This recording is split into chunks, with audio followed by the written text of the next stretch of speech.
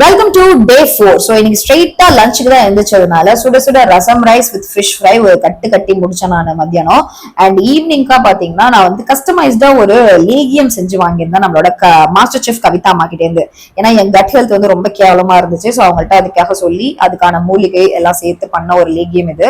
So இதுல என்னதான் நிறைய மூலிகை சேர்த்திருந்தாலும் எனக்கு வந்து என்னவோ அந்த பூண்டோட டேஸ்ட் தான் ரொம்ப கேவலமா இருந்துச்சு. அண்ட் இதுக்காக ஸ்வீட்டுக்கு வந்துட்டு அத்திப்பழம் try fig and try grapes தான் ஆட் பண்ணியிருந்தாங்க. ஸோ அதை முடிச்சேன். அண்ட் டின்னருக்கு பாத்தீங்கன்னா நம்ம காபி பவன் ராக் பீச்சோட டெட் எண்ட்ல பாத்தீங்கன்னா இந்த ஷாப் வந்து லொக்கேட் ஆயிருக்கு. ஸோ இங்க வந்து ஒரு கீ பொடி இட்லி தான் நான் ஆர்டர் பண்ணியிருந்தேன்.